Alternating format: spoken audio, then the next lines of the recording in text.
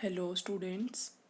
In the last class we discussed about transpose of a matrix, properties of transpose, symmetric and skew-symmetric matrices, and we discussed two of the theorems of symmetric and skew-symmetric. Today we will start with the topic that is elementary operation, transformation of a matrix. Transformation of a matrix. There are six operations, or you can say transformations, on a matrix. Transformation means we can transform the given matrix. So, three of which are due to rows and three of which are due to columns. We are having six operations, that is transformations we can do on the given matrix, and of which three are rows, three on the rows and three on the columns. The first one is interchanging any two rows or columns. We can interchange any of the two rows or two columns of the given matrix, and that will be denoted by Ri, or you can say Rj, Ci or Cj. For example, we are given a matrix and we want to transform the first row into second row. And so what we will write as R1, we will write R1, and this arrow we will use like this, and then we will write R2. It means we have transformed the first row into the second row, and automatically the elements of the second row will be written in place of the first row. So this is our first point. Interchanging any two rows or columns means we can interchange any two rows or two columns of the given matrix, and that will be denoted by this symbol, and it will be written like this: R1 and R2. The second one is multiplication of the element of any two rows by a non-zero quantity and denoted by Ri, that is Krj or Cj. It means that we can multiply any of the rows, the elements of any rows or columns, by a non-zero quantity. Non-zero quantity means, it means if we are given a matrix and according to our needs, according to the question, we can multiply the elements of a row or the column by a non-zero quantity. For example, I want to multiply the first row with 3, or you can say 4. So it will be written as R1, R1 like this and this symbol, and then I will write 3R1, means I have multiplied all the elements of the first row with 3. This is the second point. Hope it is clear. And then the third point says addition of constant multiply of the elements of any row corresponds to the corresponding elements of any row denoted by Ri, that is Ri plus Krj, or you can say Ci plus Kcj, or Ri plus Krj. It means that we can add a constant multiple to the elements of any of the row corresponding to the elements of the any other row. For example, I have multiplied with 3, means a non-zero quantity, the elements with the elements of the first row, and now I want to add this row in the second row. So we can write it as R2, and in the R2 what I have done, I have added the elements of R2 plus 3R1. So this will be the transformation which will be written according to the question. So this third point says, second point says that we can multiply any non-zero quantity with the elements of the any row, or you can say any columns. And the third point says we can add the constant multiples of the elements of any row to the corresponding elements of the other row, means after multiplying with the non-scalar quantity, non-zero quantity with the any row, we can add those elements in any other row also, like this as I have written. And you can write it as with the column also, means C1 can be written as C1 plus 2C2. It can be multiplied by, means in the C1 I have done a transformation that the elements of the C column 1 are added in the elements of the column 2, and the elements after multiplying the elements of the column 2 by a non-zero quantity, that is 2. So these are known as the transformation of the matrices. The next comes the invertible matrix. In invertible matrix, this is very important topic, and from this topic 6 marks questions are asked, that is invertible matrices. So please listen carefully. Invertible matrices says if A is a square matrix of order m. For example, we are having a square matrix of order m, and if there exists another square matrix B. Listen, one condition is there for this invertible matrices, that invertible matrices says the both the matrices should be first of all square matrix. I have told you about square matrix in the large classes.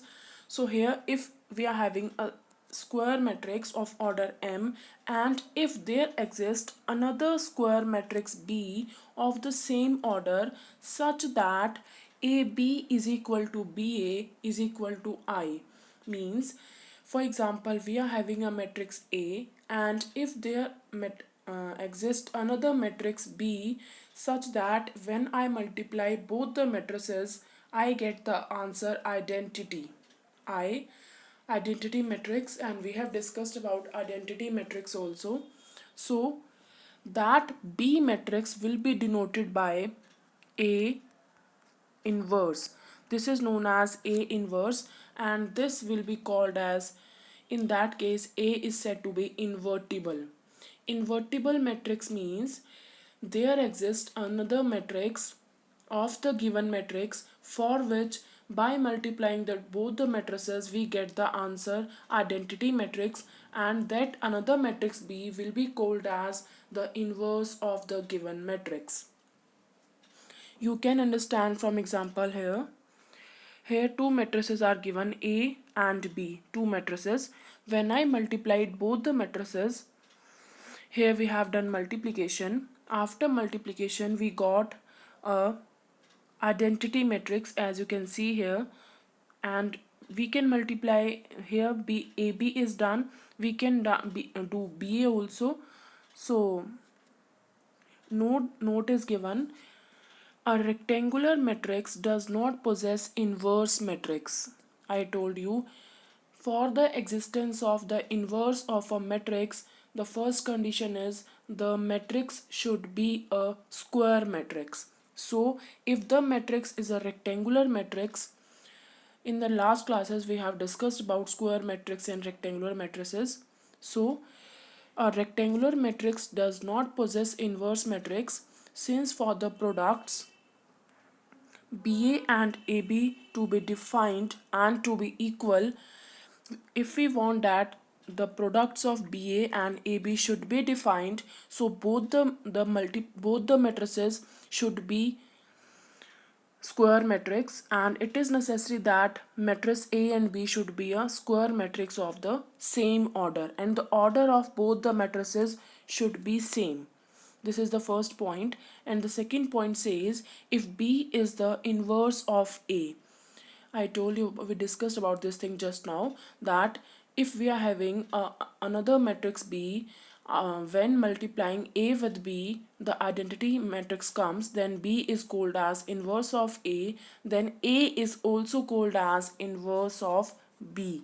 Means when we get the condition that AB is equal to BA is equal to I, here it is written, this is the condition, that is AB is equal to A, AB is equal to BA is equal to I. means whether I am multiplying A matrix with the B matrix or B matrix with the A matrix, in both the cases if I get the identity matrix, then B is the inverse of A and A is the inverse of B. This is the note. The next comes inverse of a square matrix. Now this B matrix will be called as inverse of the A matrix. Here it is written, let A be a square matrix of the order n, then a square matrix B such that AB is equal to BA is equal to I. This condition we have just now studied. Then is called inverse of A. This B matrix will be called as inverse of A and it will be denoted by A inverse like this. This B matrix will be called as inverse of A. This B matrix, I repeat, for example, if we are having A matrix, the matrix should be a square matrix, and if we got a B matrix such that by multiplying both the matrices we get the answer as identity matrix, then this B matrix will be called as inverse of A and it will be written as A inverse like this. And similarly, A matrix will be called as B inverse of the B matrix because AB is equal to BA is equal to I. What is this I? Here I is the identity matrix. Hope the inverse of the square matrix is clear. And one more point is there, that is A into A inverse, means when I will multiply a given matrix with its inverse, we will get the answer as 1. We will get the answer, you can say identity. Or when we will multiply A inverse with A, we will get identity matrix. Now we have a theorem. The name of the theorem is uniqueness of the inverse. The theorem says inverse of a square matrix, if it exists, is unique. Now, one thing you should remember, that for each and every matrix, it is not necessary that its inverse will exist. We have to check that whether the inverse will exist or not for the given matrix. So, here it is written, this is the statement of the matrix, that is inverse of a square matrix if it exists is unique. This is the theorem, name of the theorem is uniqueness of the inverse, means if the inverse of any square matrix exists, then it will be unique. In short, multiple number of matrices cannot be the inverse of a single matrix. So we will prove it. Let A be any square matrix and of order m, and B and C be the two inverse of A.